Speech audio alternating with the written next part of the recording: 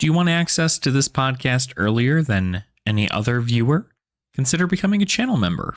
All tiers get access to this podcast earlier than people who are not channel members, and it does help out this channel a lot.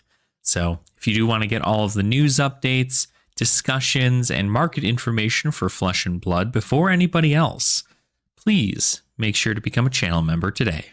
This podcast is also sponsored by Fyendal's Collection. Fyendal's Collection is a collection database website dedicated to showing you the market analytics of all things Flesh and Blood. Looking to track an entire master set? Fyendal's Collection has you covered.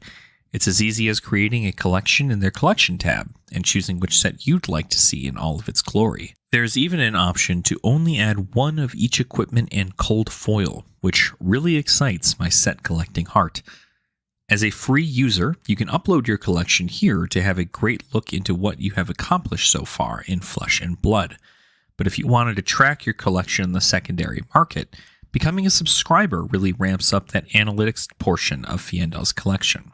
For a measly $3 a month, you get to see the gain and loss each of your collections receive, so you can accurately determine the worth of your cardboard, as far as dollars are concerned. Subscribers also get access to the Market Trends and EV Tracking tabs too. Market Trends is a great way for you to see what's hot in the Flesh and Blood market, and may even give you some insight into what you should pick up for your own collection. The EV Tracker tool is another great example of the data that Fyendal's Collection can provide. Tired of wondering if you're going to get hosed if you buy a booster box or even a case? Well, the EV Tracker is constantly updated to show what your estimated value is on each Flesh and Blood sealed product, which is a great thing for sealed collectors or even people who are just looking to get into the single selling business. Again, all of these tools and more are available to you for just $3 a month. But how about a free month's trial of the site before you settle in? By going to the subscription section and choosing a promo code, you can enter my affiliate code ASHTCG, all capitalized and all one word, and you will get a month of Fyendal's Collection subscription service for free. So if you've been looking for a new card collecting database for your master set collections, or even just some small little collections of your favorite pieces of Flesh and Blood, look no further than Fyendal's Collection. Don't forget to use the promo code ASHTCG when subscribing to receive a free month of service. Thank you so much to Fyendal's Collection for sponsoring this channel, and let's get back to the video. Hey there, Dragon Folk.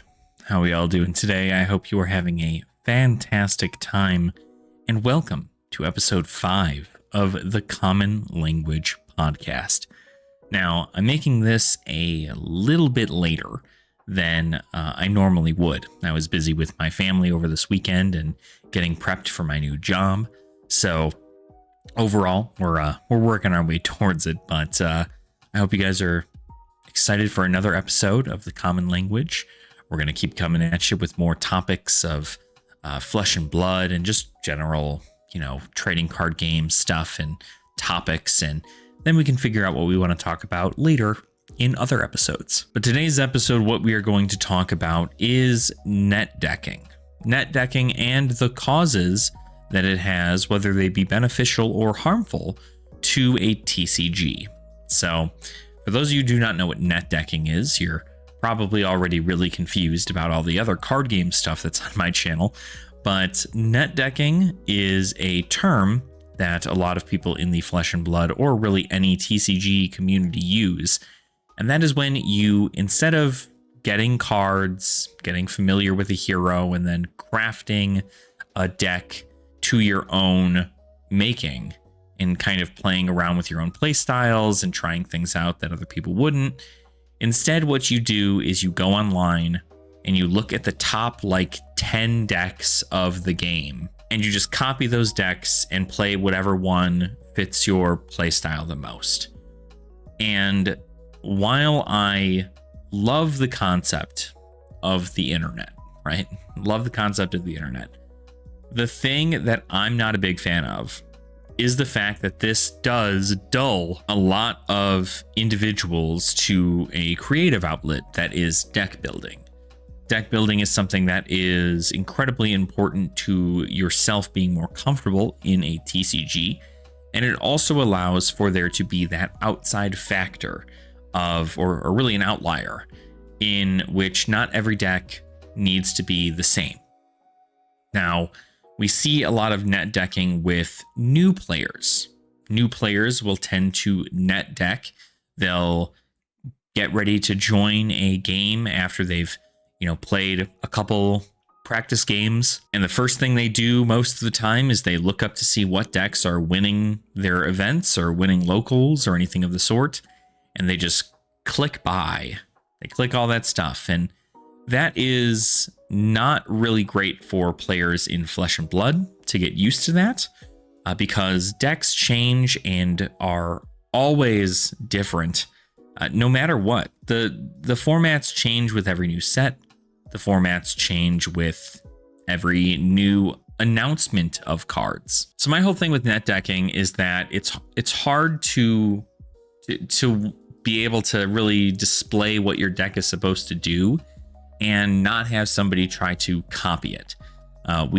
Oftentimes whenever somebody wins a Pro Tour or a calling or anything of their sort, their deck list is posted on the Flesh and Blood website, or at least on fabrary.net, for the entirety of the world to take a look at what they are running. And while this is at least good for keeping record of what cards did really well during certain metas, it is a way to artificially increase the prices of cards on the secondary market, while also, at the end of the day, giving people a false sense of security if they are going to be buying a deck that has won an event. A lot of players, when they're brand new to a TCG, they believe that they can just pick it up and they'll be able to learn it easy peasy.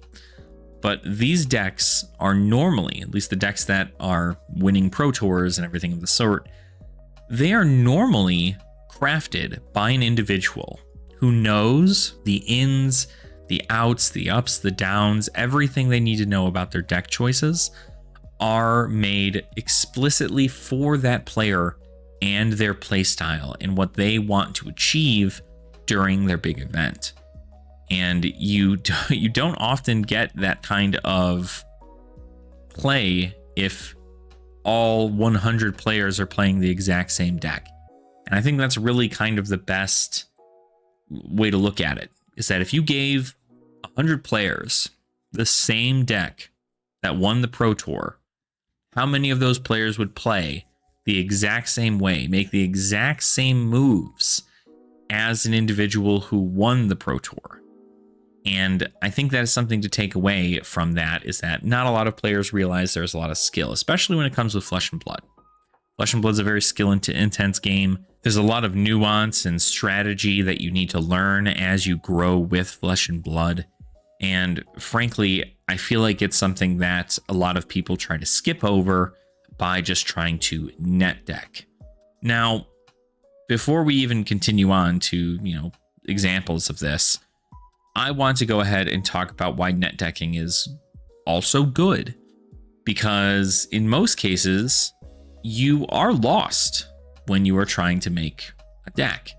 If you have never played a ninja before a day in your life, and you've only seen a couple of things based around ninja, you might not know what kind of key combos are available for ninja to be played.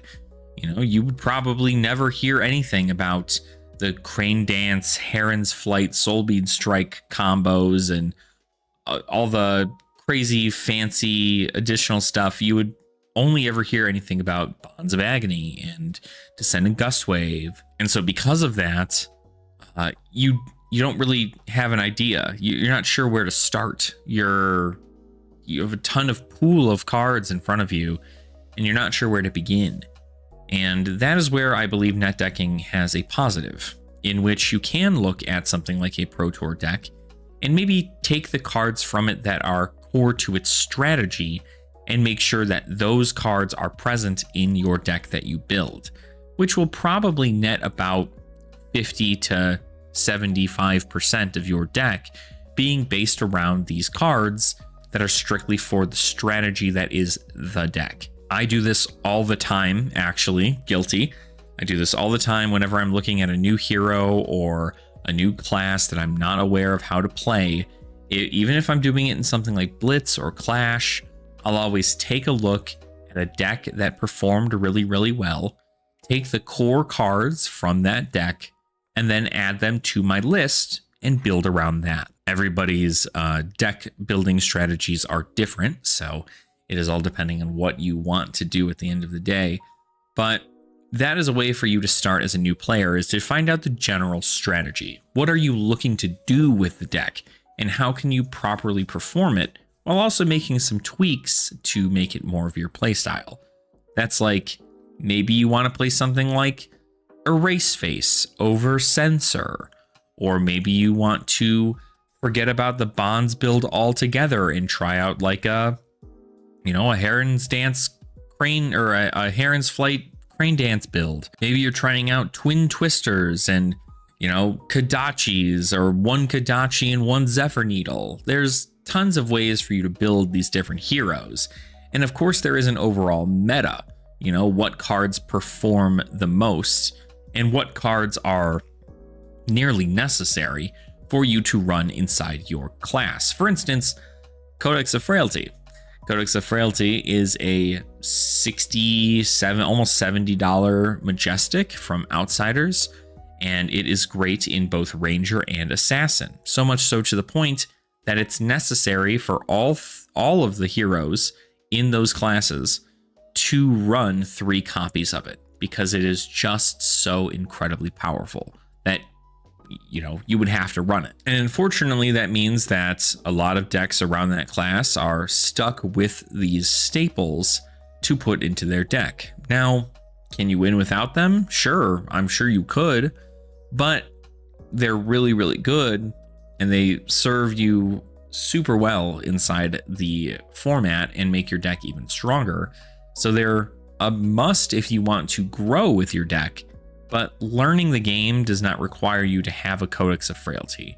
If you're not sure what a Codex of Frailty is, and you're not sure why people deem it to be a meta-relevant card in these classes, then you can look up guides for it. You can look up to find out what Codex of Frailty does. You can watch gameplay from, pro Azalea players or pro Assassin players, and you'll be able to get the information that you need in regards to, what Codex of Frailty is and why it's as powerful as it is. But this is where we run into the situation of why it's bad to net deck also, because a lot of people who are entering the game for the first time run into the problem that net decking has, which is they are immediately shown, these new players are immediately shown that these cards that are being put into this deck that won a Pro Tour or won a World Championship, these cards are the cards that will allow them to win and nothing else. Which means that when they look at the price tag of the cards in the deck, they proceed to then go, oh, well, nope, game's too expensive for me. Can't get into it. Not going to be able to get into it. It won't make any difference to me, because if I don't get into the game, I don't have to spend $1,000 to go play this deck, and I really want to play it, but I don't have $1,000 to spend, and I know I'm going to just do nothing but lose if I don't spend $1,000, so I need to spend $1,000 or not play this game, and then they don't. They just don't play the game. And of course, this is where budget formats come into play, and frankly, one I'm super excited to talk about, with the codename Brawl being a big deal for it. If you are in the Clash Discord, you know exactly what I'm talking about, but if you're not, then join it. It's in the description down below. You should be able to find it there. But formats like Brawl, Clash, Commoner, even Blitz to an extent, all prove to be ways for you to try out new things without having to break the bank. And that's how you're going to learn. You should start with nothing and then grow with your hero over time, as opposed to trying to get everything all at once and then not having any idea about what any of these synergies are. Because let me tell you, the deck that you pilot, the deck that a Pro Tour winner pilots is going to be very, very much so different than you piloting that exact same deck. And that's because they have knowledge and information. They've got strategy ideas. They've had practice into several heroes. They know what cards are inside their deck in and out. And you don't, right? You don't have that information. You're not sitting there going, oh yeah, no, I definitely pitched my Codex of Frailty, 3 turns ago. And because I did that, I know it's going to be coming up in the second cycle or right around a couple hands in, unless I get milled, in which some cards end up being changed out. You would never have that kind of information, that kind of knowledge into your own deck, that kind of practice. Most people will just buy a $1,000 deck, bring it to their locals, and expect to win because this is the same deck that a Pro Tour, champion won with. And when they lose, maybe they'll win one game, 1 out of 4 games they win, then they're going to sit there and go, well, this is ridiculous. Why isn't this hero as powerful as they say? Is there something going on with the meta? So on and so forth. It's not good for them. It leaves a bad taste in their mouth. It makes them think that the game is too hard, which the game is difficult, but it's not that difficult. It's not difficult to the point where you are unable to learn more and more. Netdecking is really just that situation in which you have to be prepared to do whatever it is you need to learn the game. And that might be starting out at a budget, and maybe it starts out with you getting a whole bunch of bulk from your locals and just rummaging around and seeing what cards work. Trust me, I've seen some Azuri builds and some Azalea builds, and I've seen some Katsu and who else? Bravo. I've seen a lot of these heroes have like the most jank build I've ever seen into these matchups. And because of that outlier of these people creating decks from their own bulk and just trying out things that they think might work, really throw a curveball at their opponent and oftentimes put them in a headspace where they're not at their top of their game. Sometimes this can happen. It's not always, but sometimes this can happen. So netdecking for me is really something that I enjoy from a learning perspective. I've been playing Flesh and Blood for, about 2.5 years now. I've been playing Flesh and Blood. And let me tell you, I know dang well what cards are really, really good for certain heroes and which ones are not. There are still classes I have not played personally, nor do I know how their playstyles work from an average hand. So I still have a lot of learning to do in the game, and I've been playing for 2.5 years. Some people are further ahead than me, some people are further behind.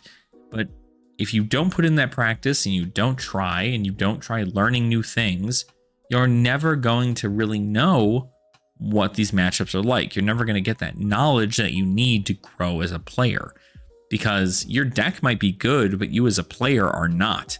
So when you, the player, are good, you can get any deck that is not and still perform pretty well, strictly due to the nature of your knowledge in the terms of Flesh and Blood. So that's just kind of how it is for me. This is my concept. We've heard a lot about people complaining about netdecking and how it's kind of ruined the game.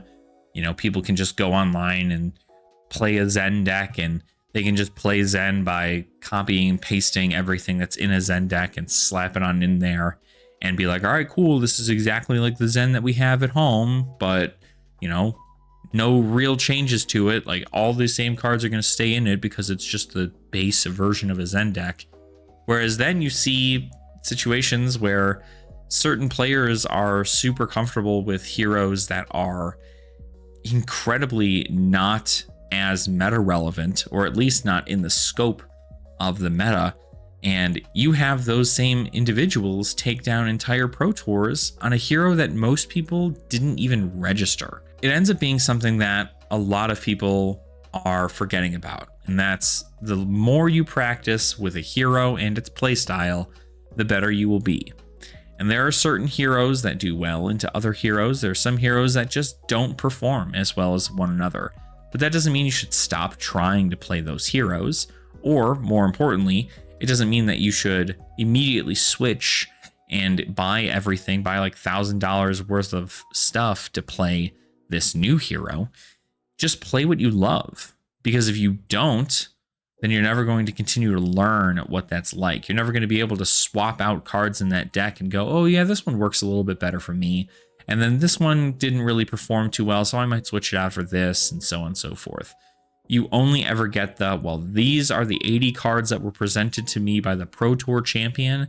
These are the 80 cards I'm going to keep in here no matter what until the game decides to ban something in the deck or the hero hits Living Legend. But at the end of the day, if you need to net deck in order for you to learn what a hero is supposed to do, take the cards that are inexpensive from the deck and then put them as a main base for your deck. A lot of Pro Tour decks and calling decks and battle hardened decks all have core rare and common cards inside the deck, sometimes even rare and common equipment in the deck that are key to the strategy of the hero and your game plan. And those are where you should be focusing your dollars on, is the core idea of the hero. And then you can build upon it, whether or not you like the strategy of the Pro Tour champion hero, or you'd much prefer something more your speed. Maybe something works out better for you and you can get into a bigger hyper aggro plan compared to a control mid-range plan that's the norm for the meta right now. And things will change over time as they go on. But if you, the player, are not changing with them, then it's just going to be another deck that will fail you down the road. So if you need to net deck, do it. Net decking is available for people, but make sure that you're at least trying to put your own little spins on it and constantly tweak that deck of yours depending on the meta that you're trying to play it into. Because if you're not, you're going to end up hating the game and you're going to end up wanting to leave, or you're going to want to end up trying a completely different hero and you're going to repeat the same cycle over and over again, and it's not healthy for you. So that's enough about net decking, right? We kind of went over everything that I needed to go over about without getting too deep into the topic. But I just wanted to make that a big thing because it's a topic that not a lot of people know is kind of plaguing a lot of LGSs. The internet really is kind of a problem in that regard, where you can just, if you show off your deck to somebody online, there are oftentimes, 100 times, 200 times the amount of people who look at that deck and go, I want to play that specifically. And they will add no creativity to it. It will be cookie cutter directly from your deck. Which is why a lot of pro players tend to not release their deck lists unless, of course, they have already won the event and don't plan on entering any of the Pro Tour events or like organized play events further on down the line. But even if they do, those pro players end up making tweaks and changes to adapt to the meta before people even get their hands on an exact replica of their deck. Which means that now they're fighting against their own deck in several ways. And it's a very interesting layout. I feel very bad for pro players who have to keep all their stuff under wraps instead of being like, oh, my testing is going so good. Like, these cards are doing so well for me. And if you didn't know about this combo, like, you should learn about it, because you don't want that. You don't want the entirety of the rest of the world to be copying your exact same thing. And then you have to change your own strategy to then fight against the deck that you originally created. But let's go ahead and move on to something that maybe a lot of you collectors will enjoy, which is our Fyendal's collection segment here. So Fyendal's collection is, again, it's just the site I use when going over collections or any of the cards I have an eye on. And I wanted to really go over this because if you haven't seen the video already, Monday, you guys are watching this already. My channel members are watching this, and you guys already have seen my video. But Wednesday, you guys have already seen the video as well of my rundown of the print runs that were released on Sunday earlier this week. And I don't think that has made a direct change to the market yet, but we are going to be seeing one for sure, because we have FaB 2.0 numbers and they're lower than a lot of people expected, which is really good for the game, but it's also very interesting. And I think we're going to see some significant changes there. So obviously, let's just take a quick look at what we've got going on here. I won't go over it too quickly, or I won't go over it too slowly. Outside of Welcome to Wraith first and Arc first, you've got Dynasty, Dusk Till Dawn, and then Crew First Edition. And those are looking like the top 3 collectible sets as far as master sets go. Then, of course, you have Part the Mistveil, Bright Lights, Heavy Hitters, Outsiders, Monarch First Ed. You've got Uprising Master Set. You've got Arcane Rising Unlimited Master Set. And then so on and so forth as you move on down the line. The lowest master set that I have here is still Tales of Aria Unlimited, which I believe we talked about prior. But this is Dynasty's master set. A lot of these cards are going to be going up in price significantly. That is because we found out that Dynasty is not as highly printed as we thought it was. So a lot of these Marvels are starting to get picked up if they haven't already. And then you have all these different, Crouching Tiger Marvels. You have things like the Black Deck Whisperers are going to be picked up because there might not be a lot of those. The Marvel Nitroid Mechanoids also easily picked up. Invoke Soraya, Marvel could be picked up. A lot of these cards already fetching a pretty high price, but now they're all going to be even higher, knowing that the print run is significantly less than what we had expected. Something else that I had found out is that based on the numbers given from the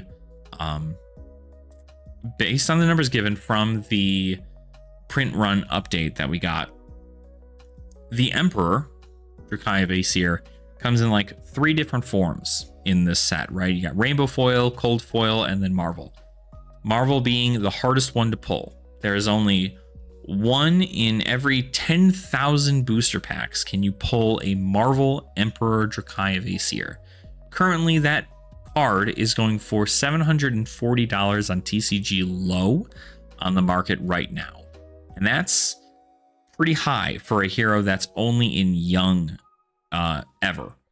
But when you do the math compared to the numbers given for the print run updates, and if it's 1 in every 10,000 packs, you're looking at about approximately 400, give or take a couple cards, almost nearly 400 Emperor Dracai of Aesir ever to exist in the history of Flesh and Blood.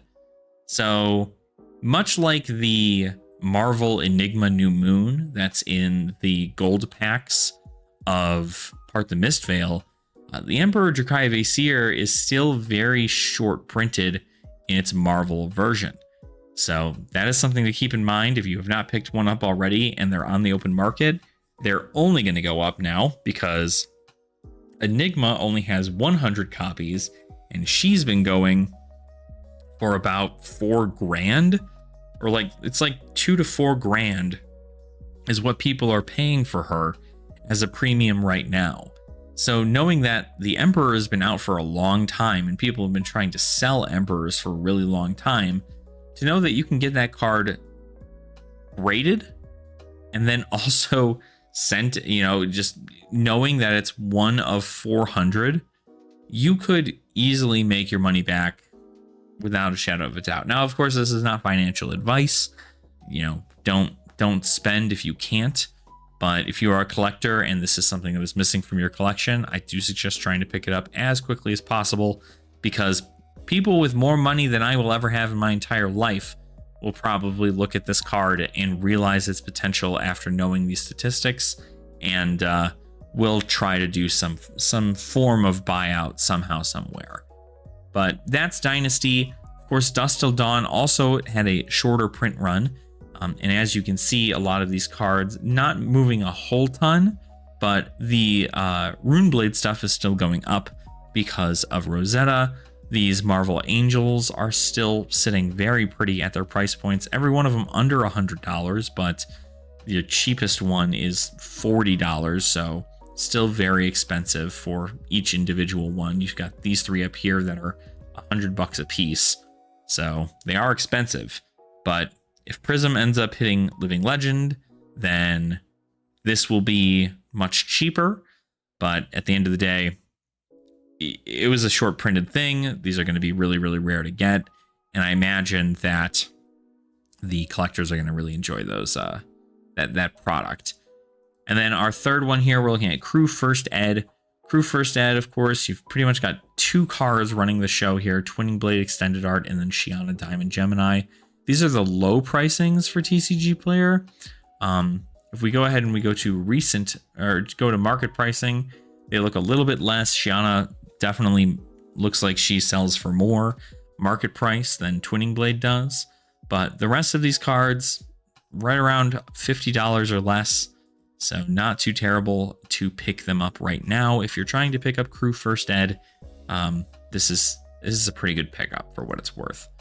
I am curious to see what the recent sales section is. Recent sales seems to show that a lot of these, it'll show what these cards are currently selling, how many of them are selling for. So that's nice to see.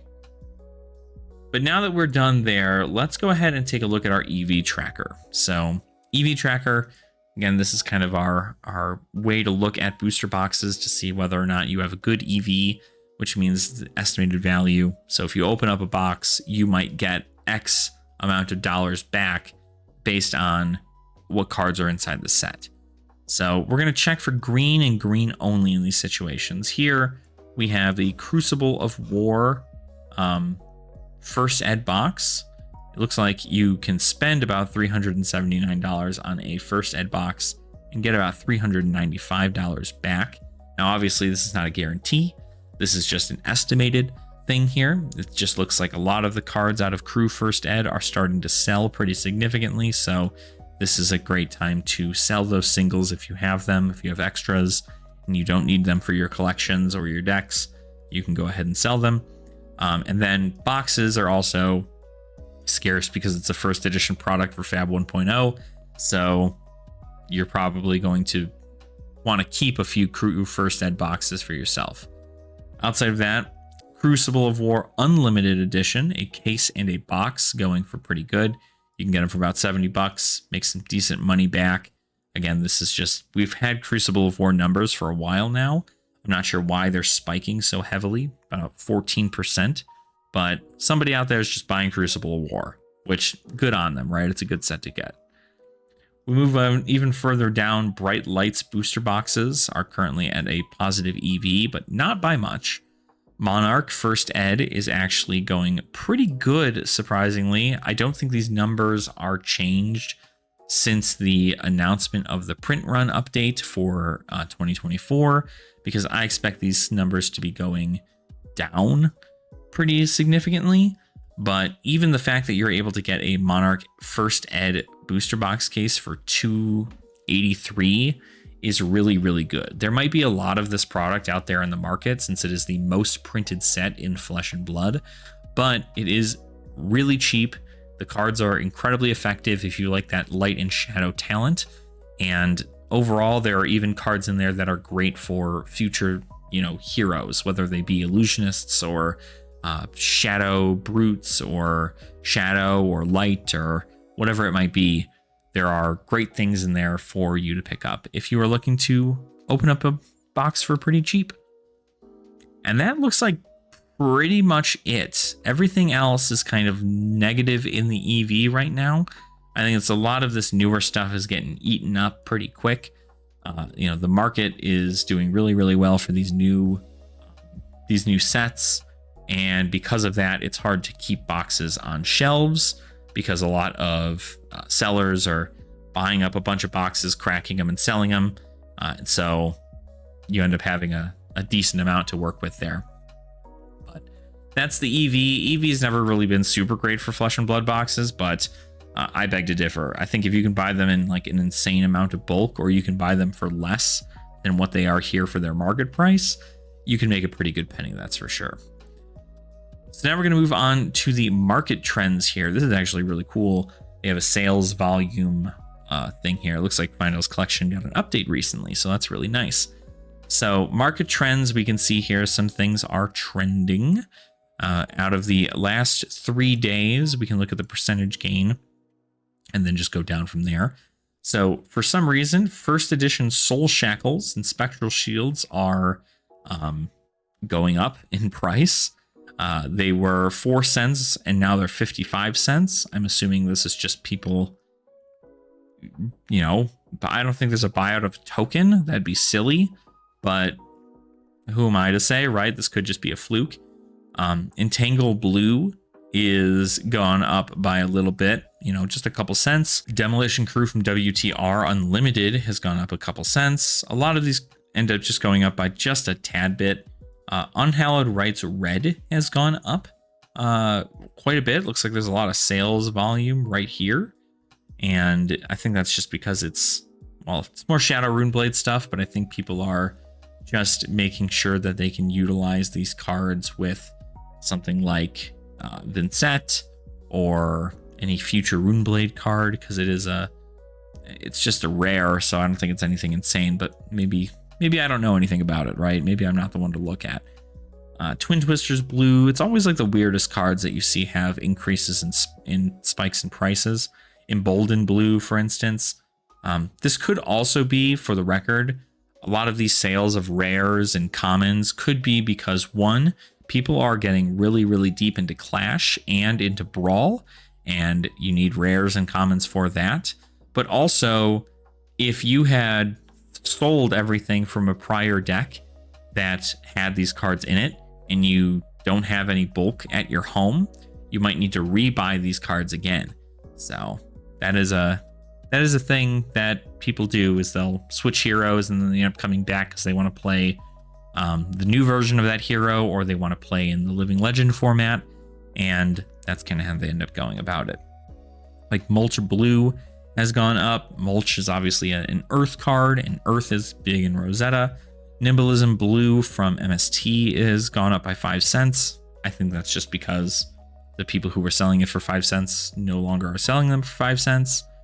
And you've got other small little things here. Gigawatt Yellow has gone up 11 cents. So nothing absolutely crazy. Miller's Grindstone Rainbow Foil went up a little bit, but not by a whole lot. But if we look at overall flat gain, I know Heart of Fyendal, this is something I wanted to bring in, it's just a flat gain. Heart of Fyendal did get a big boost in price. It was originally at $290, now it's at $296. These are market pricings, but I believe this actually shot up to like $375 or something, because people are expected to use this card in Verdance when she comes out. And, you know, that makes sense. That makes a lot of sense. The Weakest Link also has always had a lot of ups and downs. It's gone up even more now. So a lot of people are trying to pick up their copies of the Weakest Link. And with it being a generic and a majestic, it's a little harder to pull in Part the Misfail, since it has to fight for a slot with everybody else. And then you've got other small cards here. Fyendal Spring Tunic has gone up a bit. Beckoning Mistblade, the right facing one that is cold foil, has gone up a little bit. Now it's at $30. Still not a bad pickup for that. The Armory deck KO apparently has done some fluctuations, still under $40, so don't worry about all that. Line It Up, the card from the new Azalea deck that has been released on or at Gen Con, but has not yet been released in stores. Apparently the cards from them are going up in price, so I don't suggest buying anything from the Azalea deck as a single right now.